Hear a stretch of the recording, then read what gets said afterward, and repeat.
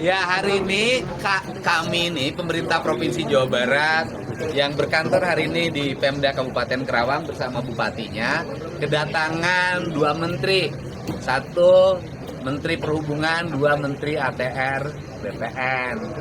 Ya.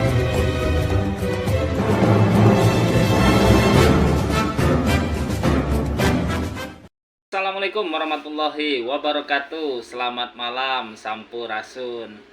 Teman-teman, hari ini Provinsi Jawa Barat kembali dirundung musibah. Kabarnya hari ini banjir, longsor, jembatan putus, dan banyak musibah yang lainnya yang menimpa saudara kita di Provinsi Jawa Barat. Oleh karena itu saya mengucapkan turut prihatin kepada saudara-saudara yang hari ini terkena musibah. Semoga musibah cepat terselesaikan. Beruntunglah warga Jawa Barat memiliki seorang gubernur yang rasa wapres. Karena ketika kemarin ya, kalau kita mengikuti bahkan sebelum dilantik, Provinsi Jawa Barat ada masalah terkait penerimaan siswa di PIP. Kang Deddy Mulyadi langsung telepon Menteri Pendidikan. Ketika ada masalah di dalam sertifikat laut dan bencana longsor, Kang Deddy Mulyadi langsung telepon Menteri ATR BPN. Ketika terjadi tambang-tambang ilegal, Kang Deddy Mulyadi langsung telepon Menteri Pertambangan, Menteri SDM, dan lain sebagainya. Hari ini ketika Provinsi Jawa Barat akan mewacanakan pembentukan tata ruang baru, Kang Deddy Mulyadi langsung memanggil Menteri ATR BPN. Dan untuk persiapan menyambut libur lebaran, Kang Deddy Mulyadi memanggil Menteri Perhubungan. Gubernur rasa wapres. Kita simak videonya. Menteri dulu. Ya, hari ini kami ini pemerintah Provinsi Jawa Barat yang berkantor hari ini di Pemda Kabupaten Kerawang bersama bupatinya kedatangan dua menteri, satu Menteri Perhubungan, dua Menteri ATR BPN.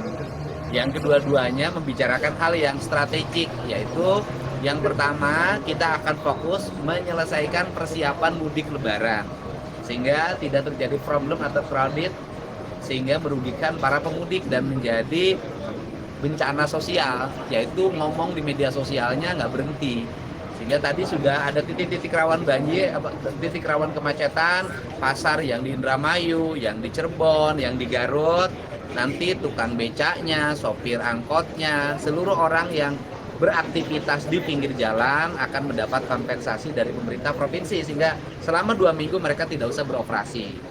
Kemudian yang kedua, kita juga fokus bagaimana lalu lintas darat, laut, udara itu menjadi lalu lintas yang nyaman dan aman bagi semua kalangan, sehingga kita membuat rencana-rencana strategis untuk ke depan, yaitu meningkatkan layanan transportasi darat, laut, dan udara.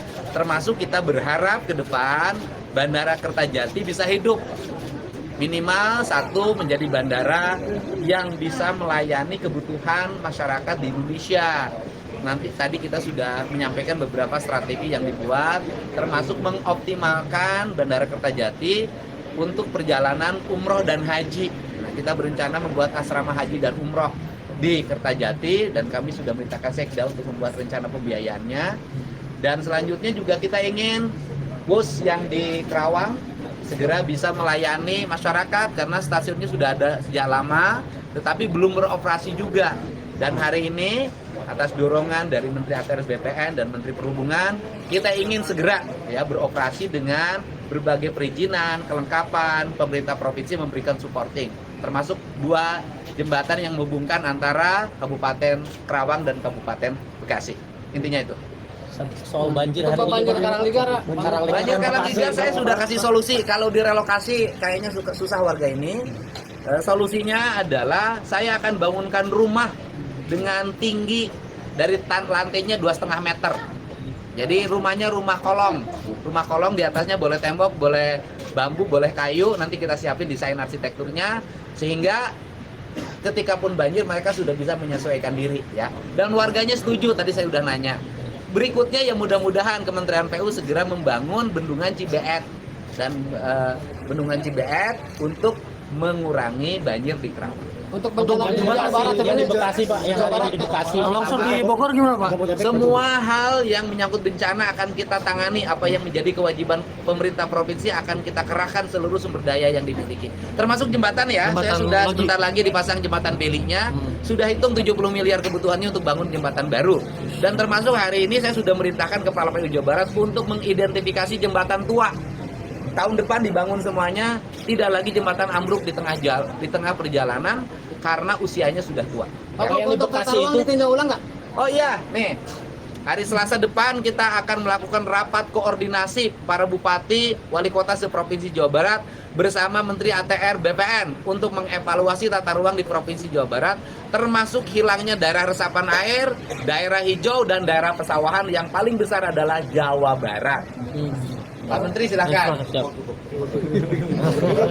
Menyebabkan banjir apa ya? Hah? Tata ruang kalau Penyebab banjir hilangnya ruang terbuka hijau, hilangnya hutan, hilangnya perkebunan teh, hilangnya sawah. Sudah itu penyebab banjir, ya. Untuk bantuan sendiri Pak, bantuan Pemprov sudah Sudahlah kalau bantuan sembako kayak gitu mah banyak. Saya sudah tanya pengungsi cukup makan. Yang perlu diperlukan adalah masa depan. Karena kebiasaan kita setiap bencana longsor, setiap banjir selesai di bantuan sembako. Saya nggak mau itu, ya. Untuk hari ini ada jembatan yang ambles Pak? Sudah saya sampaikan tadi. Anda bangga nggak baca TikTok saya? Yang makanya saya udah posting. Ya, oke. WhatsApp, gerak cepat. Aku udah tadi udah dijawab. Keren, ya. Keren Bapak Aing, keren. Luar biasa ya, mungkin kejadian inilah yang membuat warga provinsi yang lain iri dengan warga provinsi Jawa Barat. Pasalnya bukan gubernurnya yang hebat, akan tetapi gubernurnya memiliki jaringan yang luas, ide yang brilian. Ibarat kata pepatah, di mana ada gula, di situ pasti ada semut.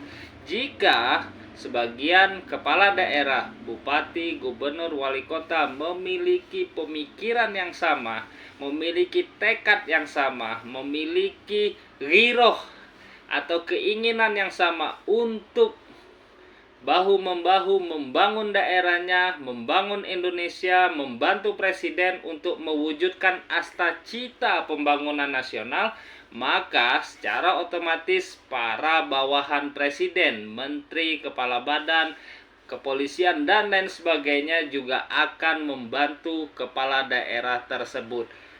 Camkan itu kepala daerah seluruh Indonesia jika mau seperti Provinsi Jawa Barat yang kalau ada masalah gubernur bisa langsung telepon menteri, Kapolri dan lain sebagainya, maka berpihaklah kepada masyarakat secara luas. Oke, hatur nuhun udah menyaksikan, kita kawal terus kebijakan Gubernur Aing.